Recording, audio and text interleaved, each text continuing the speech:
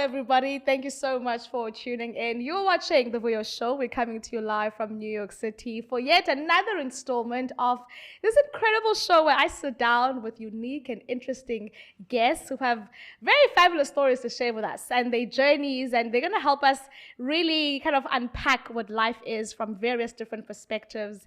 Today's guest, she is an actress, a performer of note. Listen, I met her recently and I was like, I have to sit down with you, okay? Ladies and gentlemen, wherever you are around the world, please put your hands together for the one and only Frances. Don't say I made you shy now. No, it's so funny because the one thought that I had in that moment is, let me hear how she's going to say my name here on the show. Mine didn't say her surname because I was like, cha, I don't want to butcher it. I don't want to butcher it. Let me tell you, we can talk about struggles in America, but the biggest struggle has been every single time a person reads my name, they say Frances.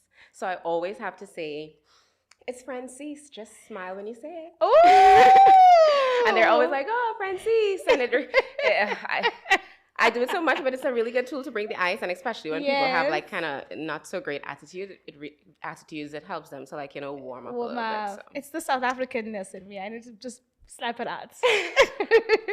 And what's your surname? I'll tell you my full name. It's Frances de Lancey. If you're French, you can say Francis de Lancey. Oh, it's giving Emily in Paris. Yes. Oui, oui, bon appétit. Wait, you speak fluent French? Parle français? Oh God! Oui. I feel like we can cut the Bon episode appétit. now. She's just like too amazing Au for us. revoir. That's it. Where is the camera? I don't even know where I have to look. Is it you? It's right over here. I feel like we can just cut now. Like we've had too much fun for one. Yes. For one. And that's the show, everyone. That's the wrap. It was lovely. Frances, thank you so much for joining. Frances. Yeah. Frances. That's all right. Take your time. Take as much time as you need. Thank you for joining me on the show. It is honestly my pleasure. And what you're doing here is so incredible. Like a young Black woman traveling in this amazing country all by yourself. It's wonderful to see, and I'm glad to be a part of it. No, I am glad to have you part of it. And I said in the intro, like I met you recently, and I was like, who is this lovely lady? Her energy, her personality. I know she's meant to be on stage. I know she's meant to be in front of the camera. She's just supposed to be just pouring her light into our screens and into our stages in every shape, form, or way. And I didn't know to what degree you've done that or about to do that, but I was like, I want to find out. So we're going to be unpacking all of that today. Our audiences at home are probably like, where is this accent from? Because homegirl has an accent. So yes. Share with us where you originate from, because now you live in New York City, but Yes. where are the roots from? I'm so sad that this is an interview because I really enjoy hearing you just talk to me about me. It's very lovely. But I am from the beautiful Twin Islands of Trinidad and Tobago. It's in the Caribbean. We're neighbors with Venezuela, if you're not too familiar. But everybody should know Trinidad because they always say it always have a Trini in something. Yes. Anywhere you go in the world, you're bound to find a Trini. I don't think there's any place on this earth where a Trini doesn't reside. exist. We are everywhere. Interesting. And what can we know about Trinidad? And why I ask you this question is because whenever I have a guest on the show and they are from somewhere around the world, Yes. even from the US, I'm like, school the audience because they are from all over the world. So if someone's like, I've heard of Trinidad, but I don't know much about Trinidad, what would you say Trinidad is like and all about? Is it as vibrant as you? Because I want to now go there, if that is it. Yes, sweet TNT. Oh, how I love up my country, because that is we have music called soca music, and I'm sure you probably heard it before. Yes. But let me start from the very beginning. So it's a tiny island, one population of probably 1.3, 1.5, which is less people than we actually have in Brooklyn, where we reside right now. So you can imagine how small. Yes. However, we have like the largest carnival, I want to say, in the world, because you know about carnival in Brazil, I'm sure. Yes, but the carnival in TNT is a little different. It's less organized, like the samba schools. So it's more of a freedom of expression, and it's an experience. Once you feel it, you will have unlocked a different side of yourself, felt a different level of freedom, something that your inhibitions will have been released in a type of way that you've never expressed in your entire life. Carnival, it's a type of expression, it's a type of unity. Like my paws are just even raising, just thinking about how it Yeah. feels, you know. And it's the story of our carnival is rooted in our deep history, which is also very beautiful as well. You know, we start with the Camberley riots and we have things like Juve, and then our music, it starts from Kai, so Calypso, then moved on to Soca, and we have so many beautiful things about our island, like the steel pan, that instrument, it was actually created, engineered in Trinidad and Tobago, and then we have our food, we have roti, kalaloo, pilau, like the cuisine, like any islander will tell you, even some of my Jamaican friends, come for me in the comments, because I'll tell you, some of my Jamaican friends will even tell you that Trinidad have the best island food. They'll say Trini food better. Like Trini curry is the best curry. Like I wouldn't even, I'm telling you, it's not a lie. Come on. Interesting. Yes, Trinidad. but no, our culture is extremely rich. Okay. You know, and I hope one day that our culture will cross over in such a way that people will be able to know and identify exactly what this is and where this comes from, because you know certain things are always borrowed, stolen, translated in different ways, but people don't know like where they're from or where it originates. So you know, just how they say put some respect on my name, and I can't wait for the day when Trinidad really gets that respect, or even like some of the talent that we have on the island gets exported in such a way that the world is able to see just how phenomenal Trinidad the place They is. should make you ambassador. I know, right? Like spokesperson of Trinidad. And it's funny because even like the fruits that grow naturally on our island, like oh gosh, if you come here in certain places, won't call no names, but I would pay like $60 for like some of our native fruits, because they only grow in tropical climates, of course, so you can't get them here. But then the nutritional content of them, it's rich. Oh my gosh. And then me being vegan, plant-based, it's like I'm really into that too. Okay. So, and it's funny because I only turned plant-based when I came to America. So now it's like, wow, all the fruits and the trees that I left in Trinidad, now I have to come and pay a pound and a prong to get it here in the markets. I love that. Yes. And I mean, I think you're the first person to come on the show from Trinidad. So there's so much that we're getting to understand and learn about that country. You speak French, so is French a language? I don't speak no French. Yeah, I was playing. Yes, I was. Bleep that out. I was joking. I don't speak French. It's something. I thought it's one of the languages in Trinidad. No, every time I meet a French person, I always just do that to make them laugh, which is almost like every other day here in New York. Okay, you got me though. You got me. I know. I have a little something for every single language. Because I was genuinely like, okay, so there's French in Trinidad, and what other languages do you guys speak? No, we were colonized by the British, so it's just the Queen's Standard English. Okay. Okay, you see, guys, she got me. This is the performer in you coming out, tricking all of us into believing something, and we're like, okay. But I love that. Yeah. I love that. I do plan to learn French one day, so Duolingo, if you'd like to sponsor me on that journey. It's going to happen. It's going to happen. You have to pay me. But it's on my bucket list to learn at least one other language. Yeah. I think it'll happen when I have kids, because I definitely want my children to be multilingual. And as they learn, I learn. I love that. And when did you come to the US?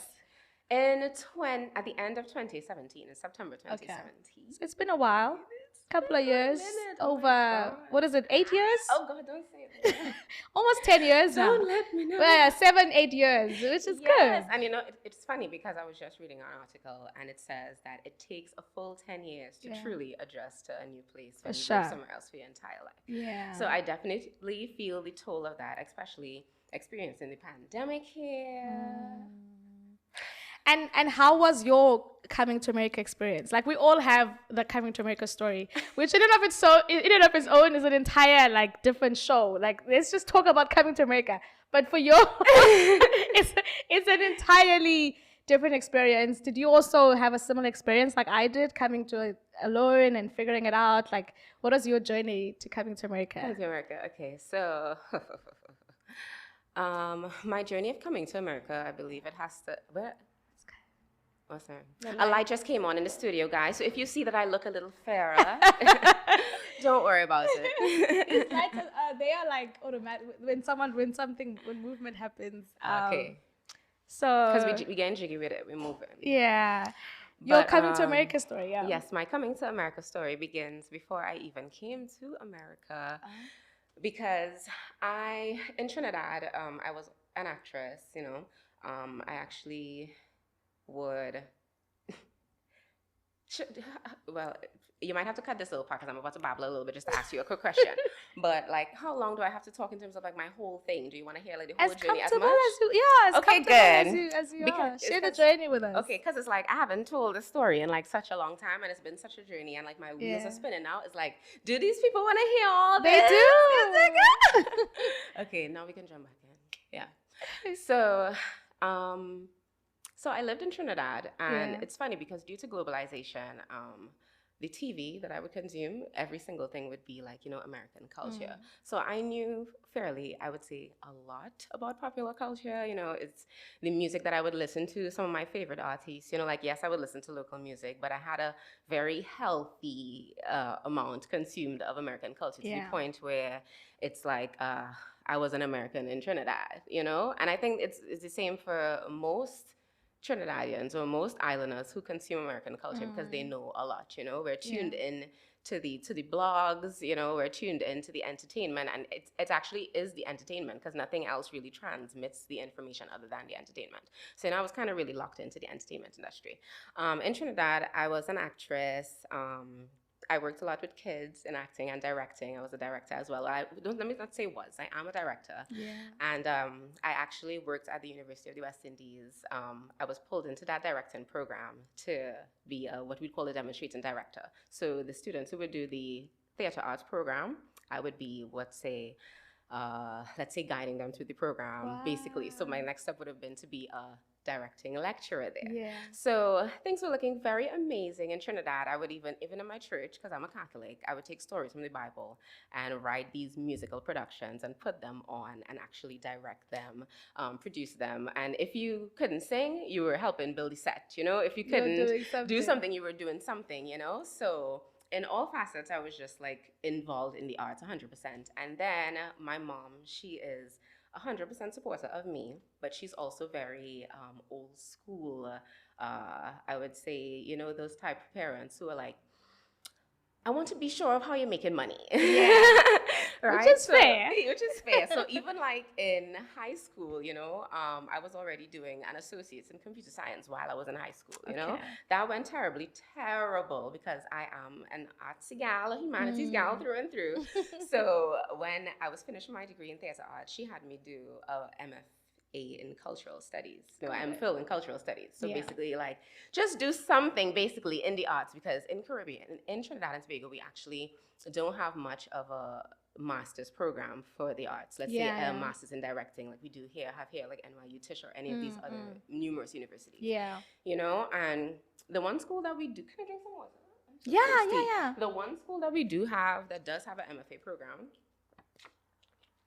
the general consensus is that if you go to that school, you're bound to stay in Trinidad and Tobago because it's called the University of Trinidad and Tobago. You know, people have the feeling that it's not going to be recognized anywhere else. So there's this fear of if you want to travel and do things elsewhere, that it'll hinder you from expanding, you know? Just for any trainees watching this, 8 years in America has let me know that that's totally false. If you want to go to UTT, definitely go to UTT. Your talent and everything else is going to speak for itself when it walks in the room and nobody cares what's on your resume. But we'll get to that. But yes, so I opted not to do that and do my MFA. Now, while I was doing that, a movie, an international film, came to shoot on our shores. It was called Girlfriend's Getaway. And there were some 4 famous, I would say, actresses from America. I think I know that film. Well, there are 2 kinds. I don't know if it's the one that you might know, but this is the one with Garcelle from the Jamie Foxx show, who was like Fancy. Terry J. Vaughn, who was like Levita Alizé Jenkinson from the Steve Harvey show. Essence Atkins, who was like a smart guy. And then Melinda from Soul Food. She was Bird on Soul Food. I know all these actresses you're mentioning. Okay, well, right. So they came to shoot a movie in Trinidad, and they needed a local lead actress who was like the anti, in the film. So I auditioned for it, and I ended up getting that role. Yay! Yes. That was the biggest thing that I had done in film in Trinidad. Wow. And I had the opportunity on set. First of all, the experience in itself let me know that, oh my God, this is what I want to do for the rest of my life. I want to wake up, I want to come to set. Like I had to drive up to Marcus Beach at 5 o'clock in the morning, and I was the happiest I had ever been. You'll be like, I'll wake up at 2 in the morning. Yes, I do not care. yes, I did not care. It was so, oh my gosh. And even being inside of like a real trailer, it was like, with your name on it outside? I can't remember what was outside. But there was a trailer. Yeah, there was a trailer. Yeah, I think I had to share it because I had a crew of like 3 other girls who were like my entourage. I love it. Yeah, some amazing, wonderful, beautiful girls. And so the 4 of us were probably in there. And but it was just the organization of the entire production, you know, just the call sheets, the call times, the pay, you know, everything was just so structured. Everything was just so, like just the standard of the work. I just knew that this is what I want to do. Because even in my own productions, the way that I would handle things, like anybody would let you know, like Francis is, you would want to call me a tyrant, but at the end of the day, this is just like an organizational way that, yes, I'm an artsy person, but I like to keep that structure of the way that I like things to be done and get done. And I have a great command of doing so, you know? So just seeing it done and being in the process, it just let me know like, oh, I'm so made for this. So being able to touch base with them one-on-one and let them know about what I wanted to do and my dreams of wanting to be an actress, writer, director, and travel and do things. It was a resounding across the board from the 4 of them. They all had one thing to say basically to me, and that was, girl, if you want to do this thing, you have to move, you have to travel, you have to be in the States. Yeah. There's nowhere else. There's you have to. At the scale in which you can maximize it. Yes, and from seeing the talent that I have as well, because they were also speaking to what they saw of me and what the potential that they saw in me. They definitely told me I had to go if I needed to grow.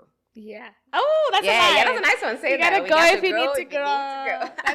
That's a bar right there. And it was a revelation for me, but it put like a sort of battery in my back where it's like, okay, I need to be in the United States of America. How am I going to get there?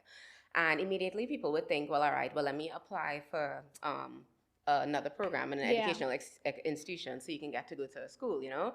But I was like on the cusp of, all right, I'm about to leave this MFA, this MPhil program, basically, that in cultural studies and go do something else. I'm not about to apply for another program and have my mother go through the whole, you know. So let me see what else is out there. And I was able to actually find this art showcase in Orlando, Florida, that allowed you the ability to be able to audition for numerous casting directors, agents, film schools even, and it was like, I think probably about over a period of 1 week. Am I hitting your mic? I'm so sorry. No, we can bring it closer. Yes, over a period of like 1 week. So we prepared for this, and I went there with a cohort of probably about 4 or 5 other Trinbagonians. So you know, So on that trip, I was like, I'm going to find out if I have what it takes to make it in America, or if it's just like, you know, a big fish in a small pond kind of thing, you know, like, yes, people see you, but it's like, you're probably a dime a dozen in a place that is a million times bigger than the place that you live, you know, so I'm about to find out. And so said, so done, Vuyo. I did find out. At that showcase, I got 18 callbacks. And this was in Florida, or it was in Orlando, okay, Florida. So you traveled to Florida. Yes, I traveled to Florida for this showcase, so that I can just be in one place and have all these people come to me, rather than try to travel on a tourist visa and hit the ground running and try to find a million places with 0 connections. You know, so and that spot has the people that you need to see you. Yes, and you got 18 callbacks. 18 callbacks, and let me tell you, the average was 4 or 5. Wow. So in addition to the callbacks, it let me know, like I was just getting like revelation on revelation on like just letting me know that my path was, okay, this is it. The yellow brick road is being paved. Like it's good. Just keep going. And I'm going to give you a tiny little quick backstory. But while I was in Trinidad, even before Fancy and them came to shoot the movie, New York Film Academy actually came to Trinidad, and they held auditions for their acting program. I did not make it to those auditions because I was having a spat with another human individual. And it was literally, the auditions were happening in that door, and I'm right out here in the car, and we're having it out like arguments, you know. And we're literally just I'm seeing the sun go up, I'm seeing the sun go down, and we are just not seeing eye to eye and just arguing, and there are tears flowing, and I am just expressing myself. Yeah. And that audition came and went, and I never got to go on that audition. So then, Just bring it close. when I got Yeah. these 16 callbacks, one of those callbacks were for New York Film Academy, and I ended up getting a free open scholarship. Yes, to cover. I think Like it was. an old Yes, it 360. literally 360. So it's like we have a saying in Trinidad, is like what ain't meet you ain't pass you.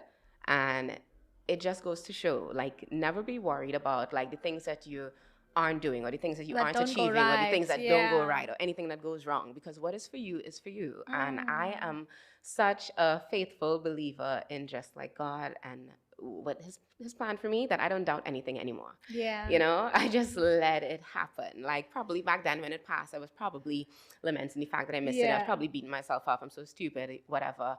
But now in hindsight, it's like you just need to just relax, trust, and do the best that you can do, and just be a good person. My God, But that is yeah, got a scholarship in New York Film Academy, and I came to New York. I'm in New York. The lights came on again. Because that story is so touching. Like, that is such a heartwarming story that I think That's the short version. That's the short version. the Because I'm sure things in between. Yeah.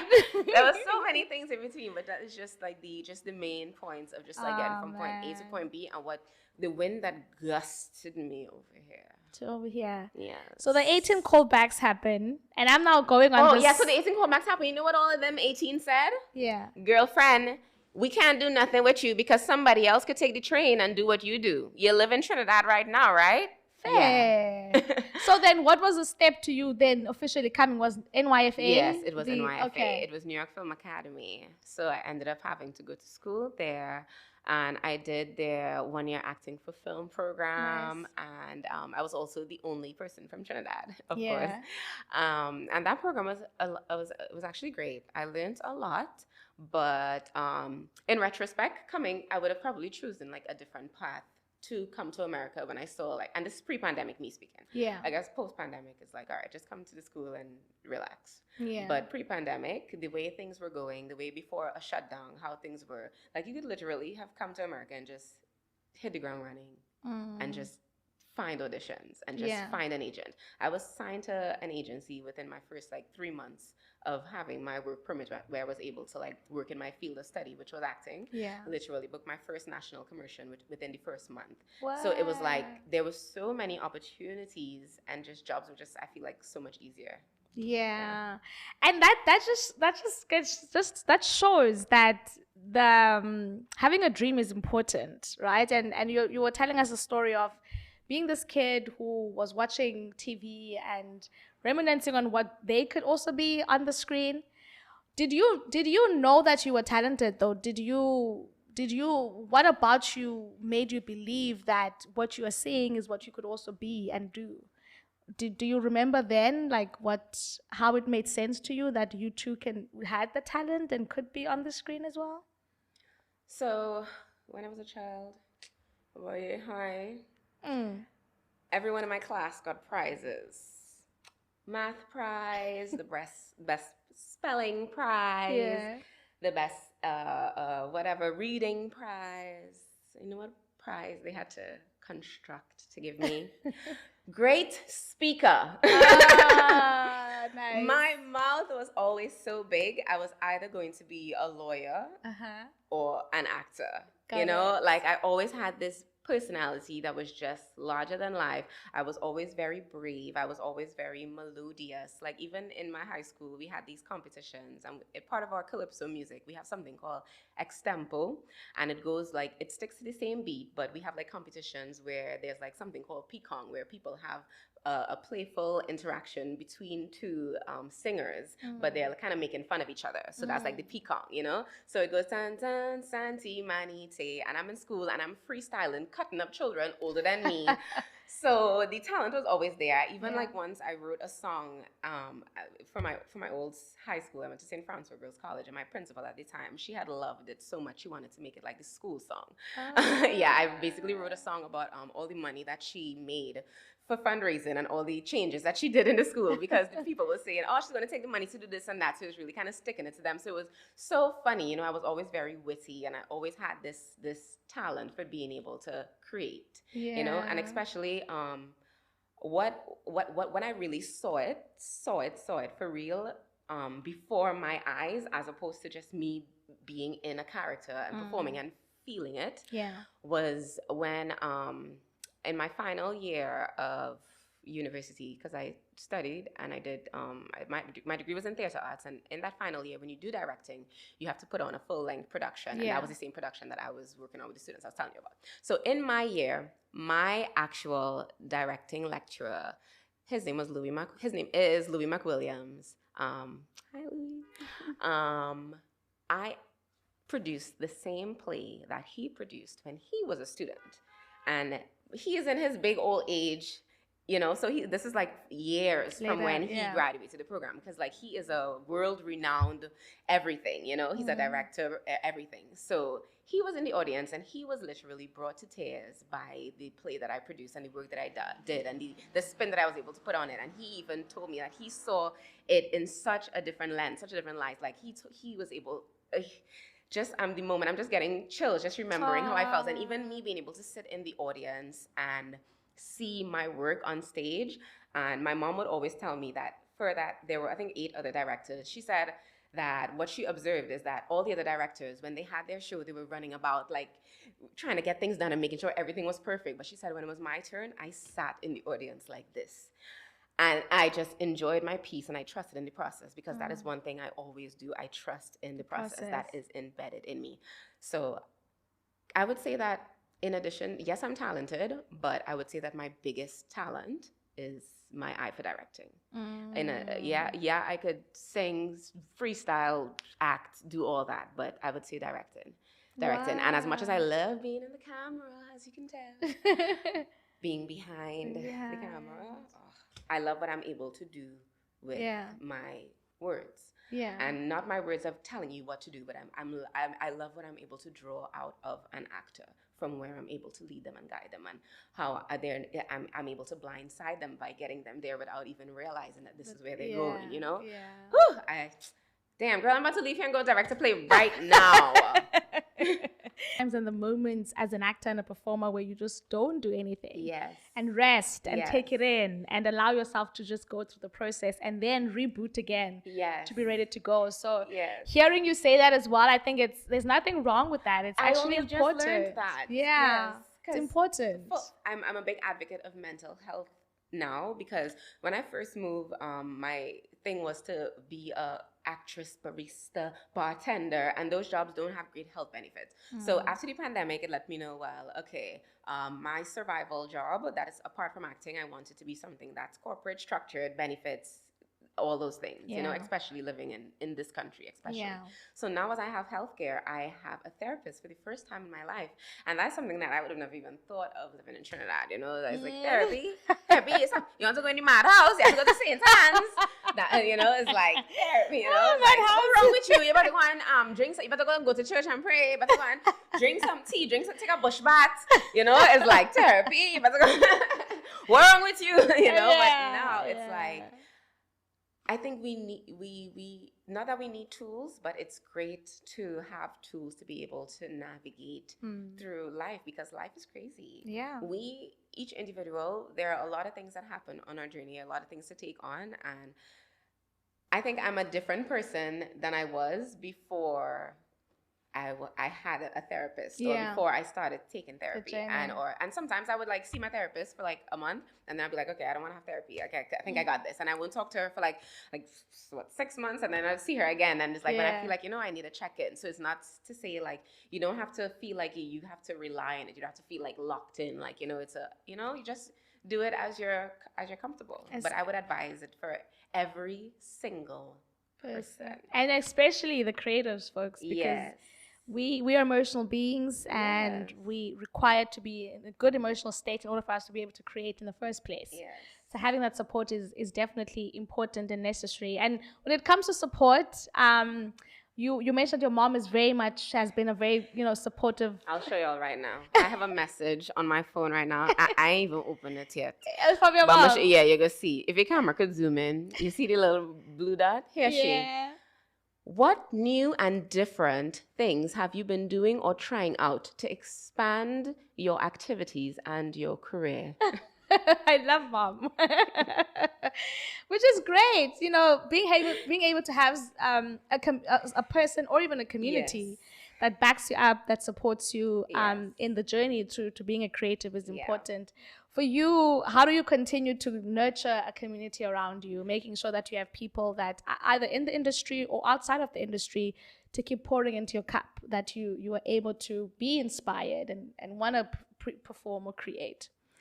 Well, something, I would say part of my journey has also been learning to fill my own cup and learn what fills me. Yeah. Because I feel like no matter what space I'm in or no matter who I'm with, my cup is always going to be the one that pours. Oh, okay. I have never been in an interaction or in an experience or in a room where it's like I feel like your cup is I need them to pull up my energy. Okay. Like I always feel like my energy has to contribute, and it's an exhausting thing actually. Sometimes sometimes I have to. I go into certain spaces and I'm like, okay, Francis, you're off. Just sit silently in the corner. Let them struggle through it. Let them get to the levels at which they need to get to without you having to partake. And then even when I say that, it's like, naturally I can't help myself, like my energy just can't help but overflow and help what is happening around me. And I think it's like a gift and a curse. Yeah. It's a gift and a curse. But I would say my relationship with God, because there was a time where I just in New York, it's like nobody goes to church. No offense. I know, girl. It's like, well, it doesn't find church on a Sunday. Because you know why? Because everybody's working on a Sunday. Even me. Yeah. I had to change my availability so that Sunday mornings is free. My Sunday mornings are now mine, and my Saturday afternoons are mine. So I don't work on Saturday afternoons, and I do work on Sunday mornings because I need my little filling of my cup, And it's a thing where I think once you have unlocked your relationship with God and you've faced the truth about who you are and what you want to be and who you are as God's child or whatever you want that relationship to be. I feel like once you've unlocked that and you go to God with anything that you need, or once you touch base with Him, it's just a feeling that rejuvenates you in a way that no human person can fill. It's just it's a pouring of love that you just need to be. I feel like everyone should have that. And the thing about it is that everyone has that. Everyone it's just accessing it, Yeah. So I'm happy that I recently went through some life changes where I had to start accessing it again. And I remember the power of accessing it, And that's why I said this year, it's the year, because I really needed it to navigate. And even like when you first, I had to bring it to me and filling my own cup, because you first started by saying filling with friends in the industry and stuff, my community and stuff. And I have a great community of friends in the industry who are the same way. Sometimes they're working, sometimes they're not. We're always rooting for and proud of each other. We're always supporting each other. And then I have my friends who aren't in the industry who are always supporting me. They're always waiting for the next thing that I do. They're always like, Francis, I'm ready for you to be a viral TikTok sensation so that I can quit my job, they're always waiting for it. And also in living in America and moving and living and growing, I've also realized that some people on the journey were just not meant to be, I guess, part of that circle of pouring, whether it's you pouring into them or that they're pouring into you. It's just like not a good addition either way. And even as recently as just this month, I'm learning that about some of the people who were closest to me. So it's like you never stop learning, you never stop growing. And I'm just thankful that my relationship with God and just my mental health and everything just seems to be like on the right track to make me a strong and powerful me, because I have amazing potential, amazing talent, and just like a heart that wants to do so much that I need to be 100%. You know? I need to make sure everybody around me 100% too. And I think that's why I even asked that question, because I think having come here is just similar to you, and having a source, because similar to you, like when I came here, I was like, oh, people are not going to church here. What's going on?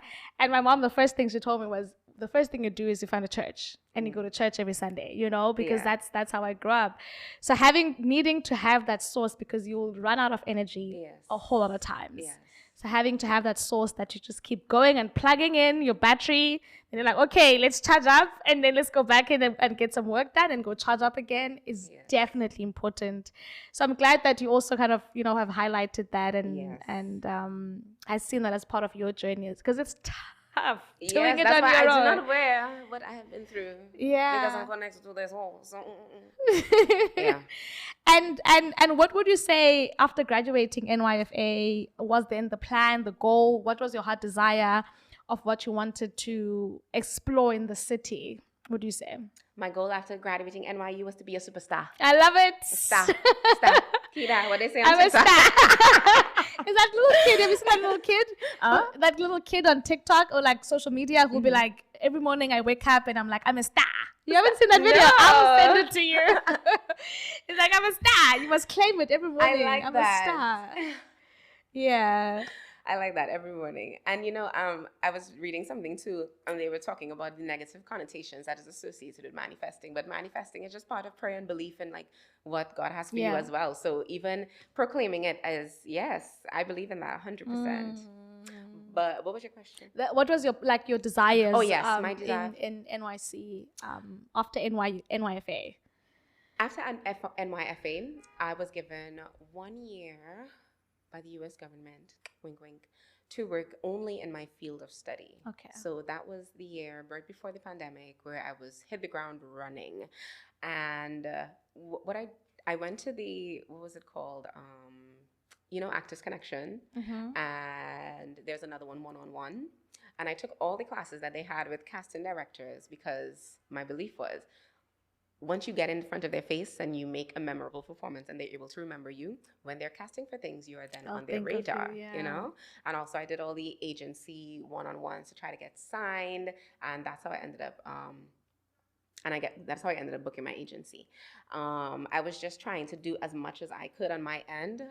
Also, like the online platforms, like let's say Bactors, what do you call it? Not Bactors. Backstage? Actors, Access, Backstage.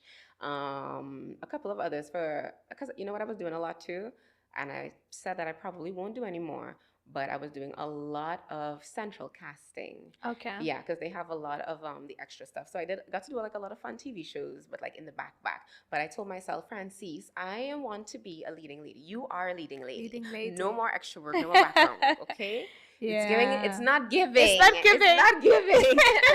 You're giving front row and center. So I'm happy that I still paid my dues to just like the experience of it, you know, and I got to be part of it. So even when I am in a major role, you know, I will still be able to respect what's going on and understand what's going on in the background. Yeah. In addition to also like acting you have to think of it as a business, and you have to be about the business. Yeah. If every single hour spent in your day, if you're not looking for castings, if you're not working to sharpen up a monologue or making sure you have something not ready, it's an hour of the day that you're not making money. Even if you're not making money, you're not making money, because it's money that's going to be made eventually. You know, it's an investment in yourself and your time and owning your craft and just like creating that stream of income. You gotta swim up it. So I was swimming, and I was just determined to swim as fast and as hard, but understanding as well that it's a marathon and not a race. So as steadily as well, because what I was doing a lot of when I realized that, what do you call it, bartending and baristaing was just not my vibe, because not that it's not great jobs and you don't make a lot of great money from it, because you do with tips. But what I realized is that I'm just so energetic. Remember the thing we were talking about with the cup and the pouring? Yeah.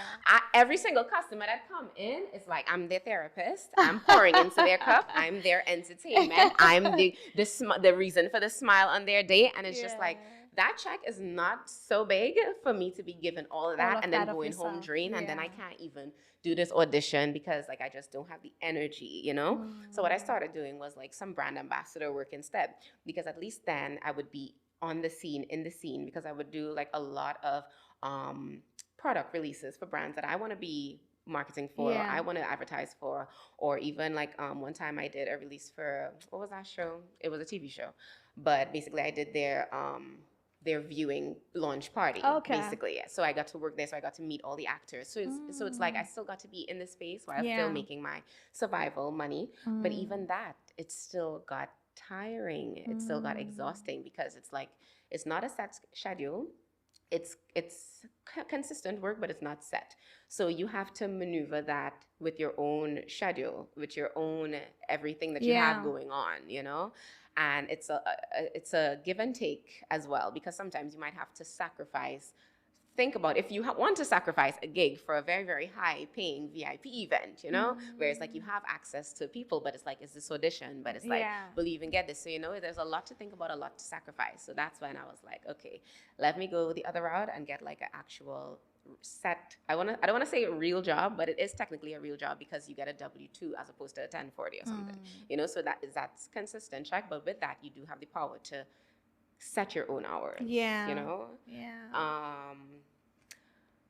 A big thing for me when I graduated New York Film Academy and I thought of what I wanted to do in the field was I didn't want my source of income to be coming from acting, you know? So I didn't want it to be that I was desperately seeking for jobs because I would need to pay the gas bill, you know? I didn't want to be desperately looking for work and do any type of work that I really wasn't aligned with, or do things that you don't want to do because of that desperation. Exactly. So I always try to, you know, keep the funds, church and state separate, you know. So even though acting is like my main career, I would almost say that the money that I make from that would always have to be from then would always have to be like money for fun, because it's like I can't rely on it. It's not consistent, but if it comes, it's like it's a lovely bonus. Okay, all right, treat yourself. So.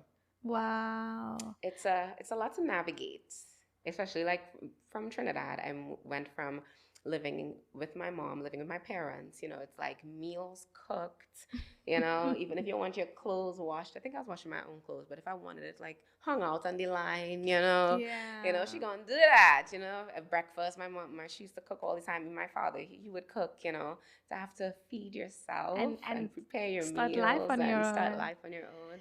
So yeah, it was just trying to create that balance, And I like that you kind of being honest and transparent about the realities of the moving to a new city in a different country in pursuit of a dream, because there are certain things I think people would assume that you get to this country and the city or whatever, the state. Some people might be moving from different states, and it's gonna be amazing. You're gonna get to New York City and things are just gonna be on billboards, and you're gonna be a superstar, and you're gonna be on X, Y, and Z TV shows on Netflix, and then you then get to the realization of the realities of what happens when you get to those spaces, and you're like, oh man. But I'm patient with the journey. I'm hoping that the people who aren't having these expectations back home also realize the realities that are part of it. Yes, you know? I've been through that. I was even mad at my brother for a good couple months, because even when one year there was like the Emmys, he was like mad at me, like, why am I not at the Emmys? And I'm like, boy, like, I am not anybody yet. Like, relax. But you know, I guess like just the understanding of what it means to be here and access, and just like steps that you have to take, and just getting in the room, and it's all it's a journey, you know. It's not as easy as like 1, 2, 3 Netflix. We wish it were. But it's part of the process and part of the journey. And I think it's important for us to have these dialogues, especially as creatives, you know, just across the board. I mean, Marcus is behind the camera there, and even him being part of this and hearing this part of this conversation, that it is a journey, and that we all know and keep each other aware that, listen, you're not alone. It's okay. We're on this journey, and we're gonna make it. That's what's at the end of it all. our goals and our dreams are going to be accomplished. But knowing that you're not on your own on the journey, and that a lot of us are having similar struggles. However, we're just going to keep each other going in that regard. So that's absolutely beautiful. And if you were to think of like a particular role that you, and this is a question I think actors get asked quite a lot. And I just wanted to ask you this question today, particularly, that if you were putting out and manifesting, as we were saying earlier on, manifesting a role or a TV show or a platform that you'd like, I would love to be on it, either from a directing point of view or an acting point of view. Have you thought about those types of, do you sit at the subway and like, you know what, one day I would like to be on that show? Every damn show I watch, I want to be on it. But I think I would love to be like on a Black Mirror type episode, playing a very dark character. I see it. Dark and scary character that you don't see coming. Very interesting character. Yeah. So, okay. And with the acting training, and what I love about acting training is that you would see someone who has a personality. I did a bit of drama school in varsity as well. So I did 2 years of drama school, and being able to be around people who has a sort of particular personality, but then there's a switch that goes off and goes ka-ching. Exactly. That's exactly why. Then there's something else. Yeah, right? I'm always all smiles. Yes. So yeah, when I hit the screen, I want to be. You press the button and things change. Please. Do you have a particular type of preparation that you do when you're about to get on stage or in front of the camera that you do? Is a particular way, a practice that you'd say helps you get prepared for a role that you're about to play? Yeah. So I definitely vocal exercises. I know you're in your acting class now and it feels very boring. I know, right?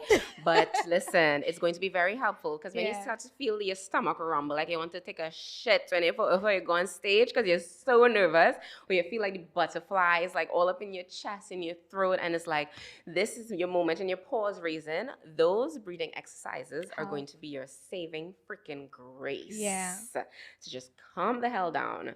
But you know something? Sometimes I like to do it scared as well. Yeah. So I always pick my moments for how I want to.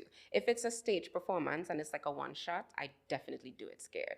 I don't want to calm down. I don't want the butterflies to go away. I am doing it just as is because I know that power is going to push me into every single thing that I have to do tonight. So I use that energy to carry me. But if it's like a film set where it's like I know we can take many takes of it and I just want to make sure it's a great take because there's so many cues to think about because it's the blocking of it, it's the beats of it because there's so much mechanics that come into filming as different from theater, then I would definitely tap into those breathing exercises. Even the mouth ones where you skin your mouth 10 ways to Sunday. I want to open my mouth and swallow the audience. But definitely some of those. And just any way that my body doesn't go usually, just like skin my body all over the place. So it's like if I'm not like this, I open my legs and just just stretch, dog. I love it. Move. Get it moving. Yes. And I remember there was even an exercise where you do like a full body massage. Not really massage, but like our voice teacher would we would give each other like massages and relax every muscle of our body. So I would kind of give you from the head going down and make sure that every part of your body is relaxed. Nice. Because then that helps the flow of whatever you need to do. And those at the time were so mundane. Like, what are we doing? Like, we're just filling each other up. I'm going to fall asleep at this point because this massage feels so good. And then when you get up from it and then you're doing, and you're like, okay, I actually feel refreshed. I have been recalibrated. I think it's training is such an important thing. The Alexander technique is one where it's just as you described, because I recently did a production where the director, she was certified in Alexander technique. Yeah. But I should have opted for one of the massages. Now that you say how good it felt afterwards. I was just there like, I'm all right. I'll just stretch. And that's the technicalities. And acting in and of itself is not just getting on camera and just, I think it's so beautiful that you're sharing. And we're even having this conversation about the technicalities behind that. It's important to want to get better and want to train and want to improve yourself, etc. If you were to choose between a stage performance and in front of the camera, would you have a preference in that sense? because they both serve different, they require different elements of you, right? And different parts of performance. Exactly. So do you like being like the larger version, which is a theater, or a lot more drawn in, which is in front of the camera? Which one is your favorite? Oh, she gonna ask that question. Because when you're on stage, that is not just the feeling of being on stage and being big, it's the feedback that you get. Every gasp that the audience makes, it feeds you that energy. Like there's nothing that beats the exhilaration of just like your work being devoured in a way that is being enjoyed, and you see that they enjoy it. So it's like, oh, I cooked something, it's so good. The person's like, you know, in the moment, just, yes, live. You're right. So you're just like, yes, I cooked that. Yes, it was me. Yes, and you saw what I put in it, and you're just like talking more and more about all that you did because they're enjoying it. It's like you give more and more, and you grow, and you're bigger and you're bigger, until you explode on stage, and there's nothing that beats that, you know. I love film. What I love about film is the longevity of it. Theater, it's like you do this amazing performance, and unless someone writes about it, or unless there's no recording in the theater, but unless the actual person putting on the production records it, nobody ain't ever gonna see that again. They're never gonna see that, you know. So it's like, this film, it's my legacy. This film is immortality. You know, this film is forever. And another thing is that I will never be this age that I am now. So it captures that time. Yeah, exactly. It captures me. I will never be in this mental state again. You know, I will never be the Frances that I am right now. That's beautiful. You know, so there are beautiful sides to each. I never thought about that, actually. How it immortalizes that version of you that we'll forever know and see. You know what I mean? And experience. Because in photos, for example, it's still, but in a video, we get to hear your voice. Exactly. If it does change later on, we still have the remembrance of your voice in that time and in that moment. So, and film as well, it picks up not just the picture of who you are, but every little nuance of every thought before you even express it.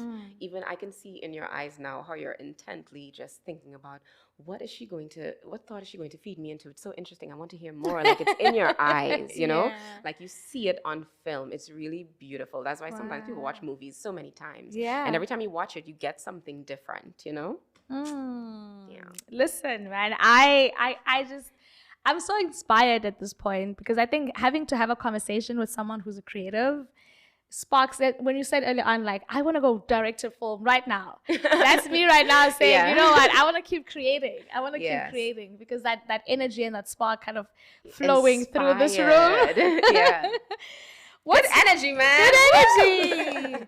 What's next, though? What's next? What are you looking forward to the most coming soon? So, Frances the Lancey.